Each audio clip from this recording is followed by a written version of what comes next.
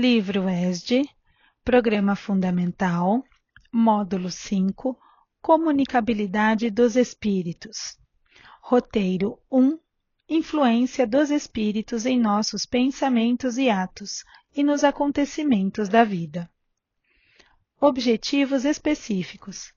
Analisar a natureza da influência que os Espíritos exercem sobre nossos pensamentos e atos e nos acontecimentos da vida. Refletir sobre os meios de neutralizar as más influências espirituais. Conteúdo básico. Influem os espíritos em nossos pensamentos e em nossos atos? Muito mais do que imaginais. Influem a tal ponto que, de ordinário, são eles que vos dirigem. Allan Kardec, O Livro dos Espíritos, questão 459. Como distinguirmos se um pensamento sugerido procede de um bom espírito ou de um espírito mau? Estudai o caso. Os bons espíritos só para o bem aconselham. Compete-vos discernir. Allan Kardec, O Livro dos Espíritos, questão 464. Atuando sobre a matéria, podem os espíritos manifestar-se de muitas maneiras diferentes, por efeitos físicos, quais os ruídos e a movimentação de objetos, pela transmissão do pensamento, pela visão, pela audição, pela palavra, pelo tato, pela escrita, pelo desenho, pela música, etc. Numa palavra, por todos os meios que sirvam a pô-los em comunicação com os homens. Allan Kardec, Obras Póstumas, primeira parte, parágrafo 1. O perispírito como princípio das manifestações. Item 14. Por que meio podemos neutralizar a influência dos maus espíritos? Praticando o bem e pondo em Deus toda a vossa confiança. Allan Kardec, O Livro dos Espíritos, questão 469. Subsídios. Allan Kardec pergunta aos espíritos superiores: influem os espíritos em nossos pensamentos e em nossos atos? Muito mais do que imaginais. Influem a tal ponto que, de ordinário, são eles que vos dirigem. A resposta dada pelos espíritos não nos deve causar estranheza, pois se analisarmos o assunto fazendo uma comparação com o que sucede em nossas relações sociais, chegaremos à conclusão de que vivemos em permanente sintonia com as pessoas que nos rodeiam, familiares ou não, das quais recebemos influenciação por meio das ideias que exteriorizam e dos exemplos que nos dão, do mesmo modo que as influenciamos com as nossas ideias e com a nossa conduta. O mesmo ocorre naturalmente com os habitantes do mundo espiritual, pois são eles os seres humanos desencarnados que, pelo simples fato de terem deixado o invólucro carnal, não mudaram as características da sua personalidade ou a sua maneira de pensar. Assim, somos alvo não só da atenção de benfeitores e amigos espirituais, incluindo entre eles os parentes e amigos desta e de outras reencarnações, os quais, vencendo o túmulo, desejam prosseguir auxiliando-nos, como também daqueles outros a quem prejudicamos com atos de maior ou menor gravidade, nesta ou em anteriores existências, e que nos procuram para cobrar a dívida com que eles contraímos. Portanto, a resposta dos espíritos a Kardec nos dá uma noção exata do intercâmbio existente entre os espíritos desencarnados e encarnados, intercâmbio esse real e constante. O Espiritismo torna compreensível o processo pelo qual se dá a influência dos espíritos no mundo corporal. Essa influência tem origem na possibilidade de transmissão do pensamento. Para que entendamos como o pensamento se transmite, precisamos conceber mergulhados no fluido universal, que ocupa o espaço, todos os seres encarnados e desencarnados, tal qual nos achamos, neste mundo, dentro da atmosfera. Esse fluido recebe da vontade uma impulsão. Ele é o veículo do pensamento, como o ar é o do som.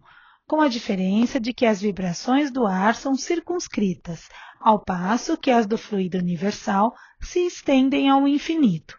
Dirigido, pois, o pensamento para um ser qualquer, na Terra ou no espaço, de encarnado para desencarnado ou vice-versa, uma corrente fluídica se estabelece entre um e outro, transmitindo de um ao outro o pensamento, como o ar transmite o som. Ensina ainda a doutrina espírita que por meio do perispírito é que os espíritos atuam sobre a matéria inerte. Sua natureza é etérea, do perispírito. Não é que a isso obstaria, pois se sabe que os mais poderosos motores se nos deparam nos fluidos mais rarefeitos e nos mais imponderáveis. Não há, pois, motivo de espanto quando, com essa alavanca, o perispírito, os espíritos produzem certos efeitos físicos. Atuando sobre a matéria, podem os espíritos manifestar-se de muitas maneiras diferentes, por efeitos físicos, quais os ruídos e a movimentação de objetos, pela transmissão do pensamento, pela visão, pela audição, pela palavra, pelo tato, pela escrita, pelo desenho, pela música, etc. Numa palavra, por todos os meios que sirvam a pô-los em comunicação com os homens.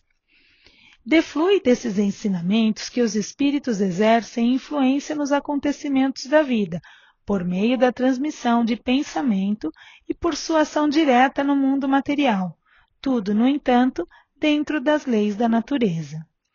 Se a influência dos espíritos em nossos pensamentos é de tal intensidade que ordinariamente são eles que nos dirigem, é preciso saber identificar a natureza dessa influência, a fim de que não atendamos aos alvitres dos espíritos imperfeitos.